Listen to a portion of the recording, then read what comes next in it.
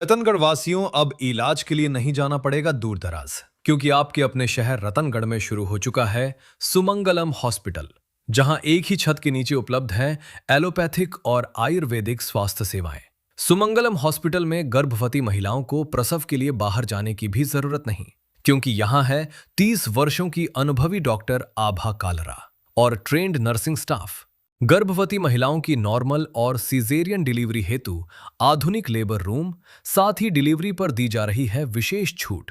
हमारा पता है Sumangalam hospital, Churu bus stand के पास, रतनगढ़। शहर के ऋणी कुआ क्षेत्र के लोग पिछले 15 दिनों से पर्याप्त पेयजल उपलब्ध नहीं होने से लोगों में आक्रोश है। लोगों ने बताया कि सुबह के समय मात्र 20 मिनट पेयजल आपूर्ति की जा रही है और इस दौरान भी पानी का प्रेशर नहीं रहने के कारण कई घरों में पानी नहीं पहुंच पा रहा है। बार बार विभाग को शिकायत करने के बाद भी समस्या का समाधान नहीं हो रहा है। जब इस संदर्भ में एएन विकास यादव से बात की गई तो उनका एक ही जवाब मिलता है कि ट्यूबवेल खराब है। गर्मी के इस मौसम में पानी की समस्या से परेशान वार्ड के लोगों ने समस्या के समाधान की मांग की है।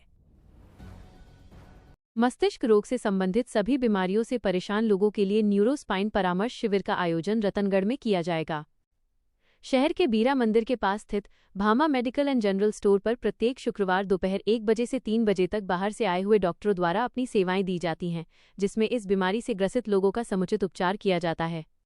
जयपुर, सीकर एवं बीकानेर से दवा मंगवाने के लिए भी संपर्क करें। शहर के कुछ लोगों ने गुरुवार को एसडीएम मिथिलेश कुमार के माध्यम से प्रधानमंत्री नरेंद्र मोदी व मुख्यमंत्री भजनलाल शर्मा के नाम ज्ञापन देकर नगर पालिका ईओ की मनमानी तथा लिंक रोड पर चल रहे अवैध निर्माण की जांच करवाकर ध्वस्त करवाने की मांग को लेकर ज्ञापन दिया है। ज्ञापन में उल्लेख किया गया है कि शहर के वार्ड संख्या 4 लिंक रोड पर 22 बीघा 9 बिश्वा भूमि, जो जोहड़ पायतन की भूमि थी, उसमें से 3 बीघा भूमि को तत्कालीन जिला कलेक्टर चूरू द्वारा नगर पालिका को आवंटित किया गया था। वर्ष 2014 में मुख्यमंत्री द्वारा जिला कलेक्टर के आदेश को गलत मानते हुए अधिकारियों की रिपोर्ट के आधार पर उपरोक्त भूमि को जोहड़ पायतन की भूमि दर्ज करवाने का आदेश 14 मई 2014 को जारी किया था। वर्ष 2011 में सर्वोच्च न्यायालय द्वारा मुकदमा जगपाल सिंह व अन्य बनाम पंजाब व अन्य में पारित आदेश द्वारा जल संरक्षण की भूमियों पर किए गए सभी आवंटन को रद्द किया गया, जिसकी पालना में राजस्व विभाग द्वारा उपरोक्त खसरा की भूमि को भी आवंटनों में शामिल करने की रिपोर्ट तैयार की गई।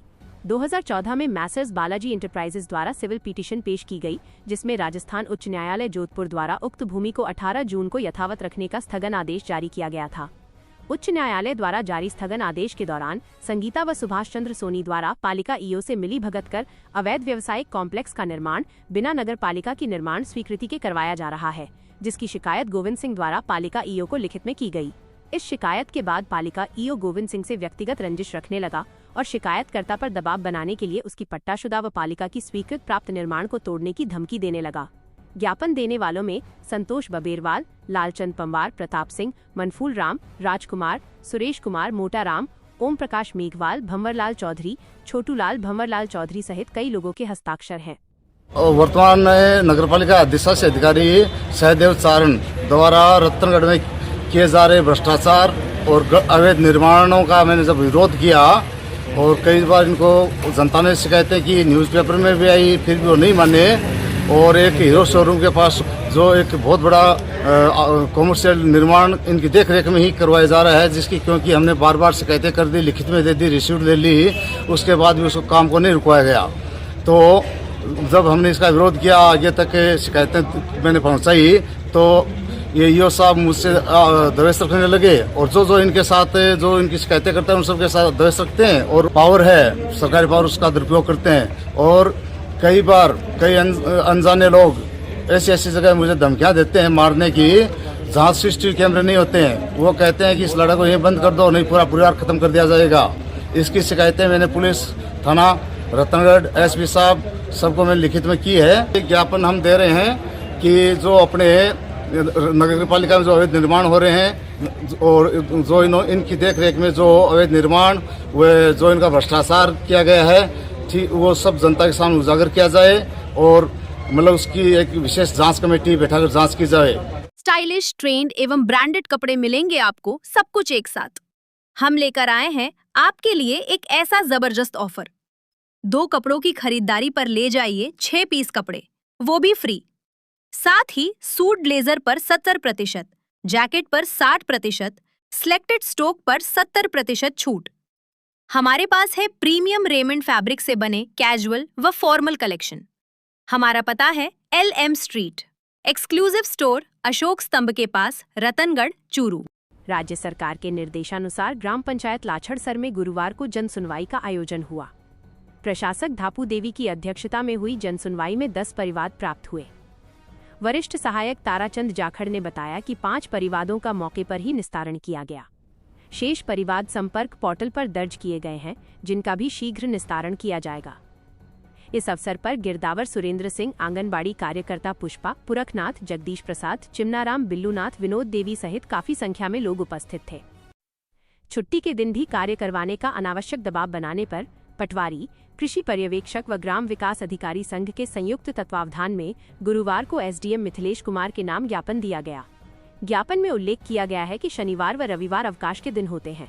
इन दिनों में भी फील्ड कर्मचारी, जिसमें विशेष रूप से पटवारी, कृषि पर्यवेक्षक एवं ग्राम विकास अधिकारियों से कैंप व बैठकों के नाम पर कार्य करवाया जा रहा है। इसलिए फील्ड के काम करने वाले इन कर्मचारियों ने मिलकर यह निर्णय लिया है कि जीवन जीने के अधिकार की रक्षा के लिए तीनों संगठन अवकाश के दिन आपातकालीन कार्यों के अतिरिक्त किसी भी प्रकार का राजकीय कार्य नहीं करेंगे।